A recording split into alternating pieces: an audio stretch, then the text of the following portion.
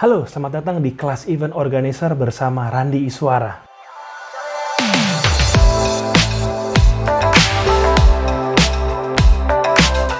Ya halo, kembali lagi di kelas Event Organizer. Kali ini sudah di episode ke-7 di kelas Event Organizer, channel khusus di Randi Iswara, segmen channel yang saya bikin mengenai belajar dunia event. Jadi kalau teman-teman ingin belajar dunia event, silahkan subscribe dan stay tune di channel ini.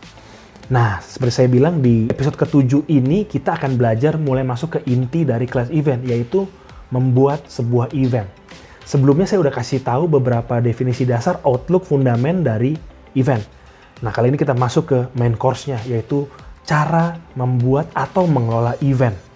Ini sangat penting sekali.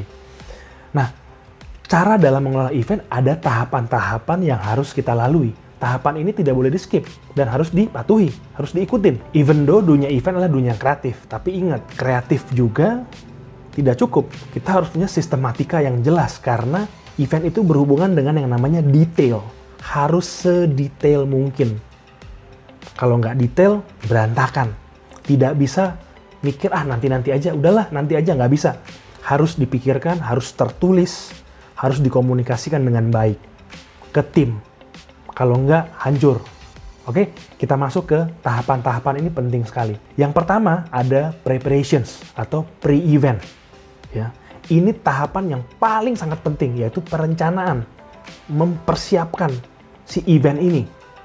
Oke, kedua ada execution, mengeksekusi ide itu, yaitu eventnya. Dan ketiga adalah post-event, yaitu report and evaluations. Nanti di video-video berikutnya saya akan lebih detail bahas satu persatu mengenai preparation itu harus seperti apa, execution itu harus seperti apa, dan post-event atau reporting itu harus seperti apa. Oke, di episode kali ini saya mau tekankan ke stages dari making event ini, atau orang bilang event planning atau making event sama saja. Ya, 3 hal ini. Nah, di preparations, di pre-event, output yang paling penting adalah proposal event dan event manual atau SOP-nya. Nah, proposal event ini adalah segala aspek yang tertulis dari event kamu. Ya, perlu ditulis, harus tertulis agar bisa dikomunikasikan.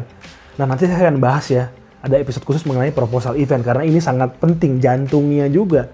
Di mana proposal event bisa digunakan untuk cari sponsorship atau untuk kamu internal di perusahaan. Seperti saya dulu kerja jadi markom, itu buat internal perusahaan, saya nggak cari sponsorship ya.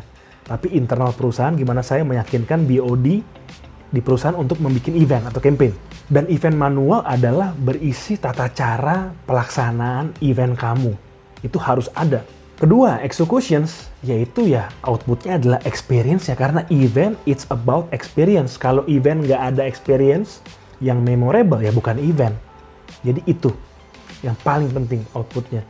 Ketiga, report evaluations atau post event, yang terpenting adalah lesson learned, ya, pelajaran yang didapatkan dan improvementnya harus seperti apa. Kalau misalnya event ini roadshow atau event ini akan di-planning untuk berapa tahun ke depan atau untuk beberapa kali.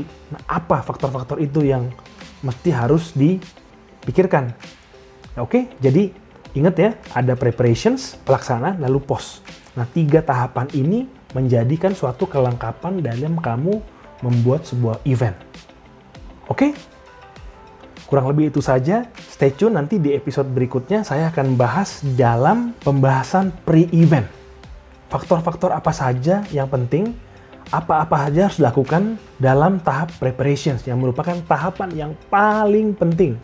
Karena sepengalaman saya, preparation yang sudah sematang-matangnya, pasti dieksekusi ada yang kurang. Nah, apalagi preparation yang kurang, eksekusinya makin kacau, makin kurang. Jadi penting sekali. Oke, stay tune nanti di episode selanjutnya.